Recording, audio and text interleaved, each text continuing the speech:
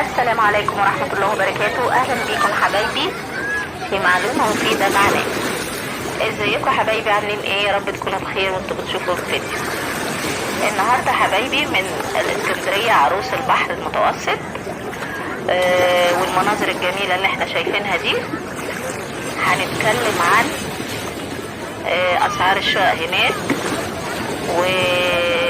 والناس بيقعدوا قد ايه في البحر، وهتشوفوا مناظر هتعجبكم جدا. يلا نبدأ بقى الفيديو مع بعض. الثلاث عمارات اللي شايفينهم قدامنا دول يا حبايبي، اللي في النص دول اللي انتوا شايفينها، اللي هي العمارة اللي في النص، في اتنين على جنب، واللي في النص ديت الليلة فيها ب2000. اهي اللي انتوا شايفينها اللي احنا قربنا منها دي، الليلة الواحدة ب2000. واخدين بالكم؟ علشان فيها 4 اوض و3 قطع سرير.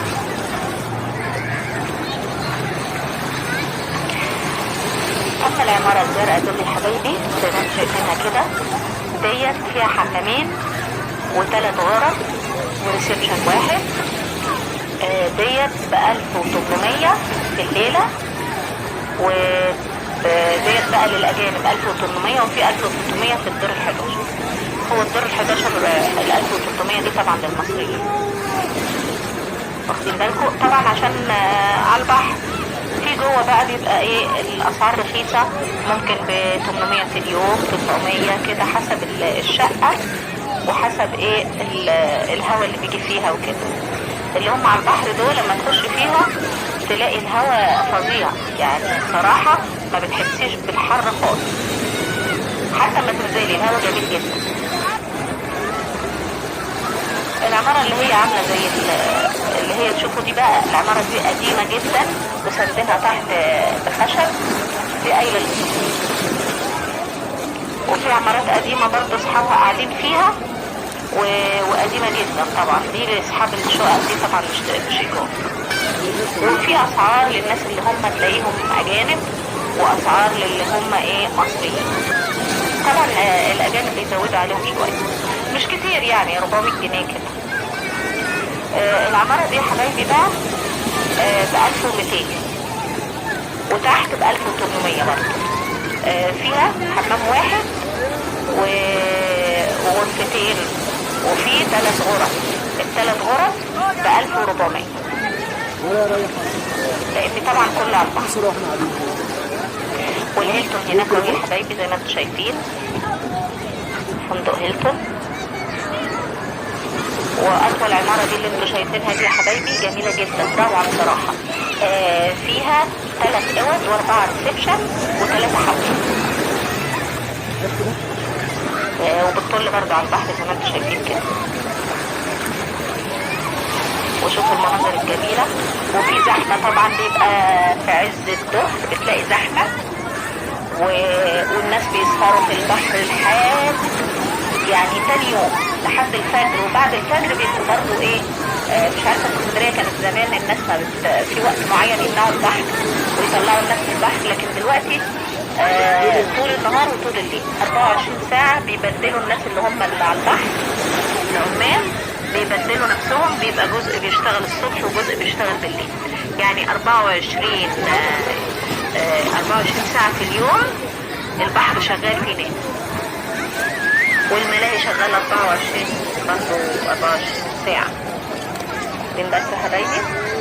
وكل الإيجارات اللي على البحر كده تلاقي 1000 2000 وانت طالعة.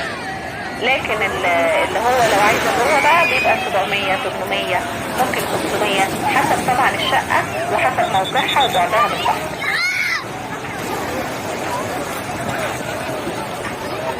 وهنا فترة الظهر طبعا، والمية جميلة جدا، وجوها جو اسكندرية دي غير جو الغردقة. بصوا بيعملوا كوبري هناك كده، هيعملوه ممشى، ده بقاله سنين بيتعمل.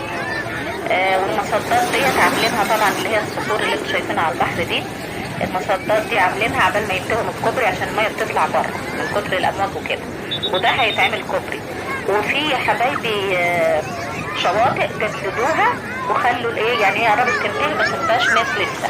وسعوا طبعا الطريق اللي هو بتاع المواصلات، وهو المصدات اللي انتوا شايفينها دي وسعوا الطريق علشان هياخدوا من البحر حته عشان يكبروا الشاطئ شويه.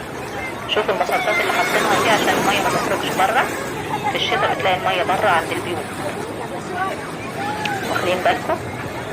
بس جوها ممتع ممتع بصراحه، غير الغردقه وشرم والحاجات دي يعني دايما بتلاقيها حر، واخدين بالكم؟ يعني ممكن لو فندق في شرم او فندق في الغردقه طبعا هتاكلي، مفيش خروج طبعا، مفيش هتفضلي قاعده في الفندق كده ليل نهار. لكن اسكندريه هتخرجي، ممكن تاكلي سمك، تاكلي في ابو قير اللي هم بيصطادوا السمك على طول ويعملوه قدامك، يعني بتبقى يعني متعه عن الحتت البعيده دي. يعني حسيت انا شفت الفيديو دي لقيت الاسكندريه روعه بصراحه وهواها جميل. الغردقه او شرم او مرسى علم بيبقى جوها حر برضه، مكتوم برضه، لكن دي بتلاقيها الصبح هوا وبالليل هوا، يعني تيجي تفتحي باب الشقه كده تلاقي الهوا جامد مقابلك لان على البحر برضه. هنا بقى من فوق من الدور ال11 يا حبايبي زي ما انتم شايفين كده، والهوا الجميل. حبيت اوري لكم المناظر الجميله دي من فوق اسكندريه، اوريها لكم من فوق كده.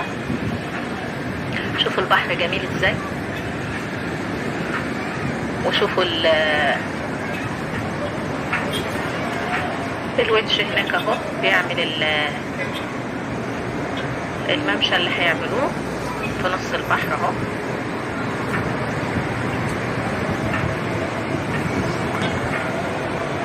بيبقى رايح جاي طول النهار وطول الليل علشان يعملوا الممشى. هي الشواطئ ديت بقى لما عايزه تروحي اسكندريه روحي في ايام مثلا يكون مثلا الاثنين الثلاث الاربع، تبعدي عن الاجازات، تبعدي عن السبت، تبعدي عن الاجازات الرسميه اللي هي بتبقى عطله في كل الدوله، وتروحي عشان ده بيبقى رحلات اليوم الواحد بتبقى زحمه. لكن اي يوم تاني يعني مثلا ممكن تبعدي عن الجمعة والسبت والاجازات الرسمية زي ما قلنا. روحي مثلا من اول حد 2 3 4 خميس. الخميس ممكن برضو راحة اليوم الواحد، ولو جه مثلا يوم اجازة الاثنين رسمية ما تروحوش، فتحس ان هي بتبقى زحمة في الايام اللي هي بيبقى فيها اجازات اللي هي رحلة اليوم الواحد. لكن في الايام العادية بتبقى جميلة. شوفوا المنظر جميل وتحفة من فوق ازاي، بصراحة روعة روعة. يعني اسكندرية بصراحة عجبتني جدا، اتمنى تزوروها يا حبايبي. وهتشوفوا الجو الجميل. اما ترجعي مصر كده تحسي بقى بالحرارة وتحسي بكل حاجة، يعني فعلا عروس البحر المتوسط. وريحة الجو كده بالليل بتبقى جميلة، وفي البلكونة سواء صبح سواء ظهر سواء مغرب بتبقى جميلة جدا. وبالليل الملاهي للأطفال. أتمنى يا حبايبي الفيديو يكون عجبكم، والسلام عليكم ورحمة الله وبركاته.